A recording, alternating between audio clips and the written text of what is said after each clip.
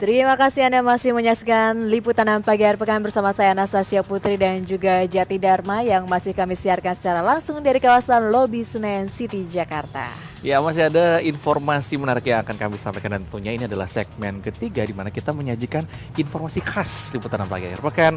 Di Kopi Pagi ini ada terkait dengan tentara sama polisi yang lagi-lagi bentrok dan nama baiknya kembali tercoreng ini. Iya, dan gara-gara saling pandang antara polisi dan TNI ini kemudian ini ya beda persepsi barangkali ya, sehingga ini berujung pada perusakan. Dan kira-kira apa ya tanggapan warga atas kisruh yang terus-menerus terjadi? Ya, kita ikuti bersama dalam segmen Kopi Pagi, komentar pilihan Liputan 6 Pagi.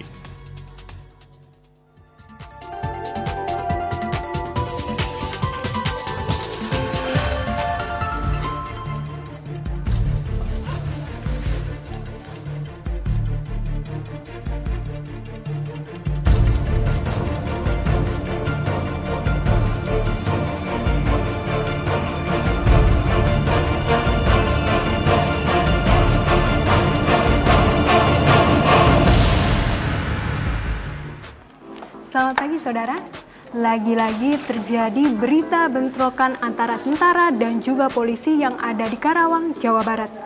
Bagai perang kembang yang ada dalam dunia perwayangan, kedua instansi yang harusnya melindungi rakyat ini malah terlibat adu jotos antara sesamanya. Bersama saya Debrina Primasari, inilah Kopi Pagi, komentar pilihan Liputan 6 Pagi.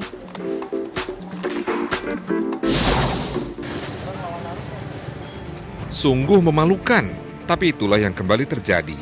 Tentara dan polisi lagi-lagi bentrok. Kali ini kota Karawang, Jawa Barat menjadi panggung drama yang sama sekali tidak lucu. Siang Selasa 19 November lalu, mengendarai sepeda motor dan seragam loreng serta sebagian berbaju preman, puluhan tentara dari Batalion Infanteri 305 mendatangi kantor DPRD Karawang yang saat itu tengah diramaikan unjuk rasa buruh. Mereka tidak bermaksud mengamankan demo buruh, tapi mencari dan menyerang polisi yang sedang mengawal demo itu. Cukup? Ternyata tidak.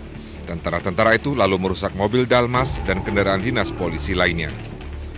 Belum puas, tentara yang terbakar amarah itu lalu bergerak menyerang pos polisi di depan Mega Mall Karawang, tak jauh dari kantor DPRD. Di sini mereka merusak mobil polisi dan melempar sebuah sepeda motor polisi ke parit.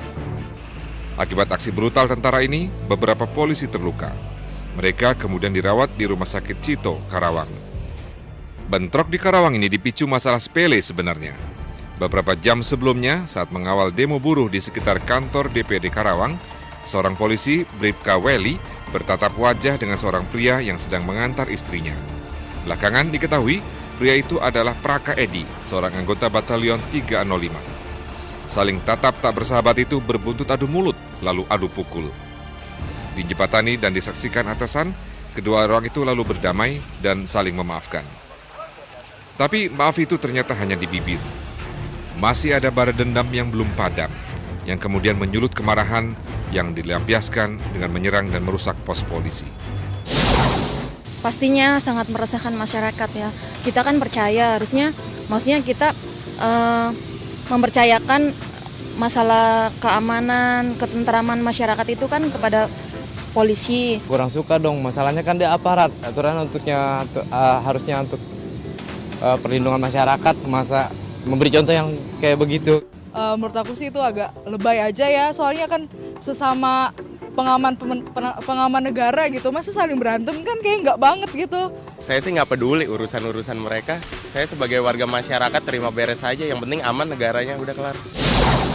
Apakah hanya karena bertatapan muka saja hingga harus terjadi perselisihan? Atau memang ada alasan lainnya?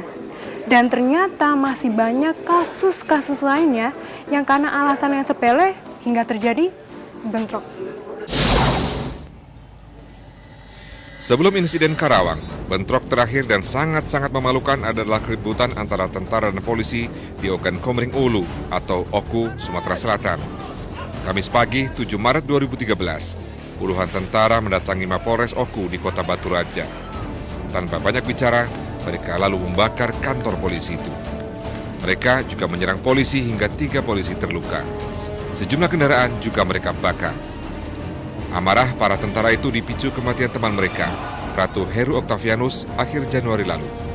Saat itu Heru kabur saat hendak ditilang polisi karena pelanggaran lalu lintas, hingga terjadilah penembakan oleh seorang polisi. Meski kasus penembakan itu diproses secara hukum, rekan-rekan Heru tak puas, hingga terjadilah anarki di Mapolres Oku. 21 April 2012, bentrok antara tentara dan polisi terjadi di Gorontalo. Pemicunya pelemparan batu dan botol oleh orang tak dikenal terhadap polisi dari Satuan Brimob yang berpatroli. Akibat pelemparan itu, 2 polisi terluka. Dalam razia balasan, 4 tentara dari Kostrad terkena tembakan yang dilepaskan polisi. Belakangan, salah satu tentara, Prada Firman, meninggal dunia. Jauh hari sebelumnya, 15 Desember 2010, di Tual, Maluku Tenggara, polisi lalu lintas bentrok dengan sejumlah tentara Angkatan Udara. Awalnya, polisi merazia sepeda motor yang dikendarai 2 tentara dari Pangkalan Udara Dumatubun karena mereka tidak mengenakan helm standar. Kedua tentara itu malah kabur. Polisi mengejar dan memukul salah seorang tentara. Tidak terima pemukulan itu, rekan-rekan tentara itu balas menyerang dan merusak sebuah pos polisi. Namun pemicu bentrok polisi dan tentara di negeri ini tak melulu hal-hal serius. Bahkan lebih sering masalah sepele lah yang jadi penyebab.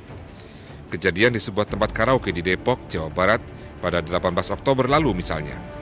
Gara-gara saling minta rokok, seorang tentara terlibat keributan dengan polisi dari Brimob Kelapa II. Akibat cekcok itu, 3 orang terluka. Masih banyak kasus keributan yang melibatkan tentara dan polisi. Terlalu banyak bahkan, sehingga sangat cukup untuk mencoreng wajah TNI dan Polri. 2 institusi negara yang sama-sama dibayar dengan uang pajak rakyat untuk memberi rasa aman bagi masyarakat. Lalu, bila mereka sibuk saling memusuhi, saling melukai, bagaimana mereka bisa melindungi masyarakat?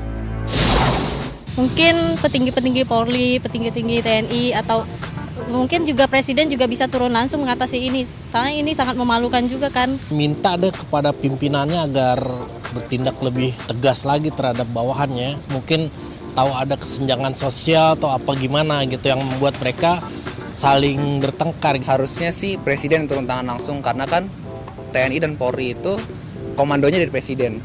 Jadi Presiden mengurusin mereka langsung dengan cara dialog. Percaya, karena bagaimanapun juga ini kan negara Indonesia, harusnya saling bersatu, saling membantu untuk mengayomi masyarakat.